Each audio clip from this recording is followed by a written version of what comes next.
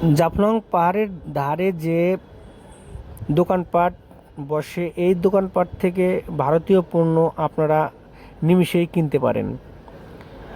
আর এই দোকানপাটে ভারতীয় পণ্যের সমারোহ। আপনারা যারা জাফলংয়ে ঘুরতে যাবেন তারা অবশ্যই এই জায়গা থেকে আপনারা ভারতীয় পণ্য কিনতে পারবেন এবং অতি অল্প দামে। কিন্তু আপনাদের যাচাই বাছাই করতে হবে। আপনারা যদি এক দোকান থেকে সব কিছু কেনেন তাহলে ঠকে যেতে পারেন। আপনাদের আগে দু একটা দোকান যাচাই বাছাই করে তারপরে আপনাদের কিনতে হবে, তাহলে ঠকার সম্ভাবনা একটু কম থাকে। আর এই বাজারগুলোতে বাংলাদেশের বিভিন্ন স্থান থেকে যে পর্যটকগুলো জাফলং দেখার জন্য যায়, তারা সবসময় এই দোকানগুলোতে কেনাকাটায় ব্যস্ত থাকে এবং সবসময় ভিড় থাকে। আর দোকানগুলো একদম পাহাড়ের ঢালুতে অবস্থিত। আর এই বাজারটা আপনার সকাল থেকে শুরু করে একদম সন্ধ্যা পর্যন্ত খোলা থাকে।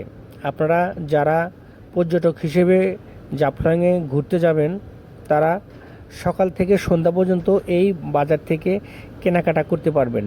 যে দোকানগুলো পাহাড়ের ঢালুতে পাহাড়ি পণ্য নিয়ে বসে, সেই দোকানগুলো থেকে আপনারা কিনতে পারবেন। আর বিশেষ করে এই জায়গায় সবসময় বিজিবি টহলে থাকে।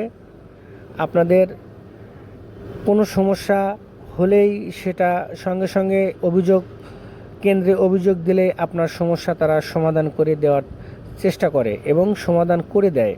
তাই ভয়ের কোনো কারণ নেই।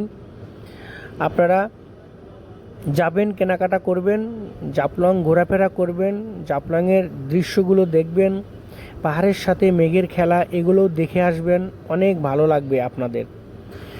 আর সিলেটে যারা যায় তারা জাফলংয়ে একবার হলেও ছুটে আসে। পাশাপাশি শাহজালাল শাহপরানের মাজারে তো তারা যায়।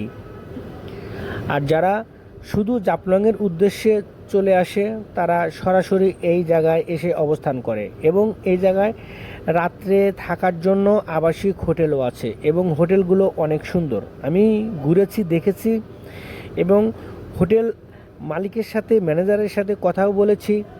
তাদের সার্ভিসটা অনেক সুন্দর, অনেক ভালো এবং তারা অনেক বিনয়ী। তাই আপনারা যদি আসেন জাফলংয়ে, আসলেই আপনারা বুঝতে পারবেন এই জায়গার পরিবেশটা কেমন, এই জায়গার মানুষজন কেমন এবং আপনার থাকার পরিস্থিতিটা কেমন হবে। তাই যারা জাফলংয়ে আসতে চান অবশ্যই জাফলংয়ে আসতে পারেন। আর এই জায়গায় আসলে অবশ্যই হাতে কিছু টাকা পয়সা নিয়ে আসবেন, কারণ এই জায়গায় ভারতীয় পণ্যের সমারোহ। আপনারা দেখলেই কেনার ইচ্ছা জাগবে। তাই টাকা পয়সা অবশ্যই সঙ্গে করে নিয়ে আসবেন।